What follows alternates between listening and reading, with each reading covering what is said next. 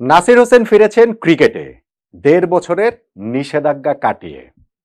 দুবাইয়ে টি10 লিগে একটা দামি উপহার আইফোন 12 সেটা তিনি নিয়েছিলেন এবং যথাযথ কর্তৃপক্ষকে সেটা জানাননি। শুধু যে জানাননি তা নয়, এই বিষয়ে তদন্ত চলাকালীন সময়ে যথেষ্ট সহযোগিতাও তিনি করেননি। আইসিসির দুর্নীতি বিরোধী অন্ততপক্ষে ৩টা ধারা ভঙ্গের অভিযোগ তার বিপক্ষে প্রমাণিত হয়েছে, যেই কারণে নাসিরকে ২ বছরের নিষেধাজ্ঞা দেওয়া হয়েছিল সব ধরনের ক্রিকেট থেকে, ৬ মাসের স্থগিত নিষেধাজ্ঞা সহ। অর্থাৎ ১.৫ বছর খেলতে পারবেন না। সেই ১.৫ বছরের নিষেধাজ্ঞাটা গতকালকেই শেষ হয়েছে এবং আজকেই তিনি ক্রিকেটে ফিরেছেন। ঢাকা প্রিমিয়ার লিগে তিনি ফিরেছেন এবং সেইখানটাতে বল হাতে ১০ ওভারে ৩১ রান দিয়ে ১ উইকেট নিয়েছেন, ভালোই করেছেন। ব্যাট হাতে অতটা ভালো করতে পারেননি, ১১ বলে ৯ রান করে তিনি আউট হয়ে গেছেন।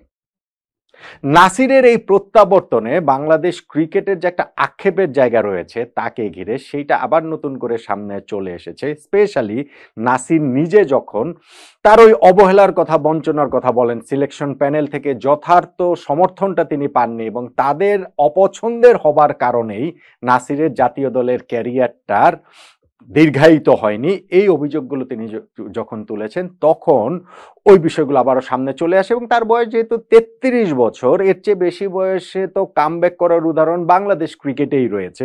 ন্যাশনাল টিমে তো চাইলে তিনি আবার ফিরতেও পারেন যদি সবকিছু অনুকূলে থাকে।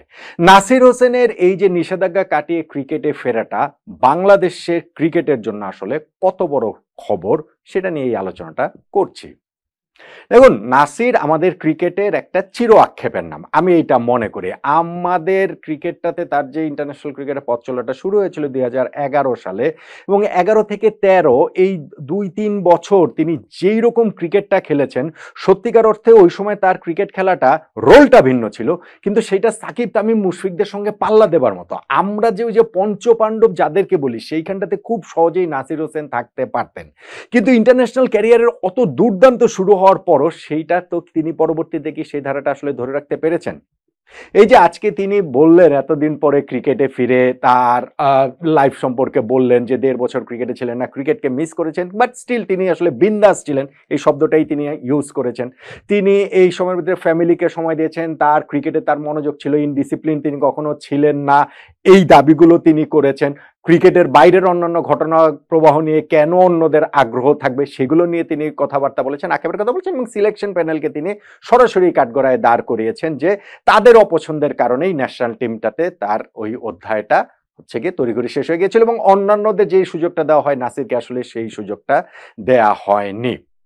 এখন প্রশ্নের যে জায়গা, দেখুন নাসিরের ইন্টারন্যাশনাল ক্যারিয়ারটা যদি আমরা দেখি তাহলে তিনি বাংলাদেশের হয়ে লাস্ট টি20 খেলেছেন ২০১৬ সালে, লাস্ট টেস্ট খেলেছেন ২০১৭ সালে, লাস্ট ওয়ানডে খেলেছেন ২০১৮ সালে এবং তারপরে গিয়ে তিনি নিষেধাজ্ঞা তো পেলেন এই যে ২০২৩-২৪ থেকে। এই যে সময়টা ২০১৮ পরে যে ৫-৬ বছর তিনি অ্যাভেলেবেল ছিলেন ন্যাশনাল টিমের সিলেকশনের জন্য, ওই সময় তো তাকে আসলে ডাকা হয়নি। তার পারফরমেন্স কি একেবারে এমন পারফরমেন্স ছিল যে তাকে ন্যাশনাল টিমে ডাকতেই হতো? হ্যাঁ, বছর দুয়েক আগে যে একটা বিপিএল এ তিনি ভালো খেলেছিলেন এবং সেইটার প্রেক্ষিতে যে তাকে কোথাও ডাকা হয়নি, সেই আক্ষেপের কথাটা নাসির জানিয়েছেন। নাসির তার লাইফে কি করছেন, ক্রিকেটের বাইরের জীবনে কি করছেন, সেটা নিয়ে সিরিয়াসলি আমি এটার সঙ্গে নাসিরের সঙ্গে একমত যে আমার অন্ততপক্ষে সে আগ্রহের জায়গাটা নেই, স্পোর্টস রিলেটেড ফ্র্যাটার্নিটি, সে আগ্রহের জায়গাটা থাকার কোনো কারণ নেই। কিন্তু অ্যাট দ্য সেম টাইম যে ওইটা তার ক্রিকেটকে প্রভাবিত করে কিনা, আজকে যদি আপনি নাসিরের সাংবাদিকদের সঙ্গে সেই কথাবার্তাগুলো শুনেন তাহলে আপনি বুঝতে পারবেন যে এটা তাকে আসলে প্রভাবিত করে। ওই যে নাসির ক্রিকেটের নামতেন, শীষ দিতে দিতে তিনি ব্যাটিং করতেন এবং শীষ দিতে দিতেই যে তার ক্যারিয়ারটা শেষ হয়ে গিয়েছে, এটা নাসির এগ্রি করবেন না।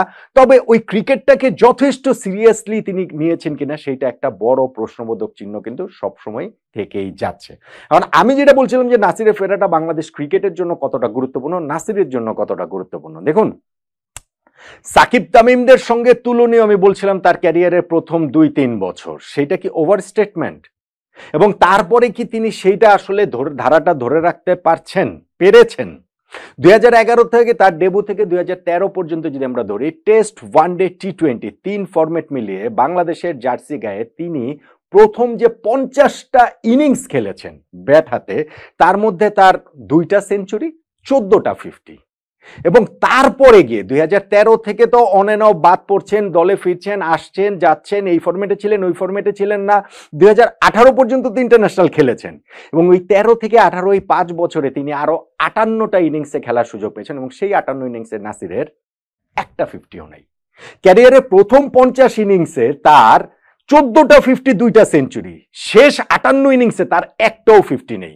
সো নাসিরকে যে সুযোগ দেওয়া হয়নি বা নাসির যে সেই সুযোগটা তাই তিনি ওই যে বঞ্চনার শিকার হয়েছেন সেটাকে আসলে বলা যায়।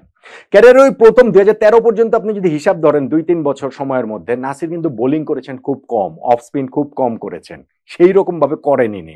ক্যারিয়ারের পরের পর্যায়টাতে ইনফ্যাক্ট নাসিরকে ন্যাশনাল টিমে ক্যারি করা হয়েছে, টেনে নিয়ে যাওয়া হয়েছে অনেক বেশি হচ্ছে কি তার বোলিং দিয়ে। খারাপ করেছেন তিনি, আমি সেটা বলছি না, কিন্তু সেই বোলিং দিয়ে তাকে টেনে নিয়ে যাওয়া হয়েছে। নাসির হোসেন কি বোলিং অলরাউন্ডার? কোনোভাবেই না, ব্যাটিং অলরাউন্ডার, মূলত ব্যাটসম্যান এবং গান ফিল্ডার, তুখোর ফিল্ডার নাসির। এবং আমাদের স্পেশালি আপনি যদি বলেন যে 11 থেকে 13 ওই যে টাইমটা, সেই সময়টাতে তিনি দুর্দান্ত সার্ভিস আসলে বাংলাদেশ টিমকে দিয়েছেন। তারপরে গিয়ে আপনি যখন দেখবেন পরের 5 বছর স্প্যানের ভিতরে নাসিরকে ব্যাটসম্যান থেকে আসলে বোলার বানানোর চেষ্টা করে, ব্যাটিং অলরাউন্ডার থেকে বোলিং অলরাউন্ডার বানানোর চেষ্টা করে ন্যাশনাল টিমে ক্যারি করা হয়েছে এবং সেইখানটাতে তিনি খুব আসলে ডেলিভার করতে পারেননি। ওই রকম কনসিস্টেন্টলি তো নাই, মোটামুটি কোনোভাবেই না। সেইটা আমার ওই একটা স্ট্যাট থেকেই তো আমি আসলে বুঝিয়ে দিলাম যে 2013 সালে তিনি বাংলাদেশের জার্সিতে লাস্ট 50+ ইনিংস খেলেছেন। ক্যারিয়ারের প্রথম 50 ম্যাচে যার 14টা 50, 2টা সেঞ্চুরি, তারপরের 58 ইনিংসে তার একটাও 50+ ইনিংস নেই এবং ওই বললাম ব্যাটিং অলরাউন্ডার থেকে বোলিং অলরাউন্ডার বানাচ্ছে। সো নাসির আসলে এটা যে সিলেকশন প্যানেলকে দায়টা দিলে নিজের দায়টাই এড়ানো হয় বলে আমার কাছে মনে হয়। এবং তার পরবর্তী ঘটনা প্রবাহে তিনি যেভাবে নিষিদ্ধ হয়েছেন, নিষেধাজ্ঞা থেকে এখন ফিরেছেন, তিনি তার শাস্তি কাটিয়েছেন, ডোমেস্টিকে এখন তিনি খেলবেন, ঢাকা লিগে খেলছেন, সামনে হয়তো বা বিপিএলও তিনি খেলবেন। পারফর্ম যদি করতে পারেন ন্যাশনাল টিমে ফেরার সুযোগ তো তার রয়েছে, আমি সেটা মনে করি। তিনি সিলেকশন প্যানেলকে কাঠগড়ায় দাঁড় করালেও সেই সিলেকশন প্যানেলও তো এখন নেই, নান্নু ভাইদের নেতৃত্বে এখন লিপু ভাইদের সিলেকশন প্যানেল রয়েছে। সো পারফর্ম করলে তার সামনে সেই সুযোগটা আসতেও পারে, কিন্তু আমি মনে করি যে নাসির হোসেনের এই ফেরাটা বাংলাদেশ ক্রিকেটের জন্য যে একটা বিরাট বড় সুখবর, আমি সেটা মনে করি না। নাসিরের নিজের জন্য সুখবর, তিনি ক্রিকেটে ফিরেছেন, তার ভালোবাসার জায়গাটাতে ফিরেছেন, ভালোবাসার ক্রিকেটটাতে ফিরেছেন এবং তিনি তো ন্যাশনাল টিমে খেলার সেই চেষ্টাটা করবেনই, অন্যান্য সব ক্রিকেটারও আসলে যেমন ভাবে করে।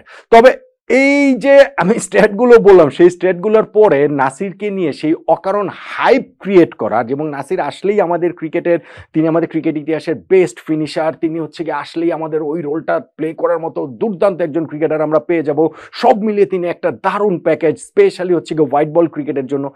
এগুলো আসলে শুধুমাত্র থিওরিটিক্যালি সত্যি, প্র্যাকটিক্যালি এইটা এখন সত্য থেকে অনেক দূরে।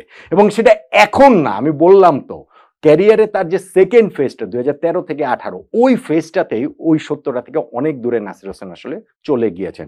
বাট স্টিল তিনি নিষেধাজ্ঞা কাটিয়ে ফিরেছেন, তিনি তার শাস্তি মানে হচ্ছে গিয়ে শাস্তি কাটিয়ে তিনি ফিরেছেন, তার জন্য শুভকামনা থাকলো। সবাই যে ন্যাশনাল টিমে খেলবে এমন কোনো কথা নেই, কিন্তু ওভারঅল হচ্ছে গিয়ে তিনি ওই চেষ্টার জায়গাটা সবাই যেমন করতে পারে নাসির হোসেনও তেমন করতে পারে। আমার কাছে মনে হয় যে ন্যাশনাল টিমের বিবেচনা যদি আমি করি, যে নাসির হোসেনের নিষেধাজ্ঞা কাটিয়ে ফেরা বাংলাদেশ ক্রিকেট টিমের জন্য বিরাট বড় সুখবর আমি সেটা মনে করি না, কিন্তু নাসিরের নিজের জন্য অবশ্যই সেই সুখবর তো বটেই। ন্যাশনাল টিমে ফেরার ক্ষেত্রে নাসির তাই তার ওই চেষ্টার জায়গাটা তো অব্যাহত রাখতেই পারেন।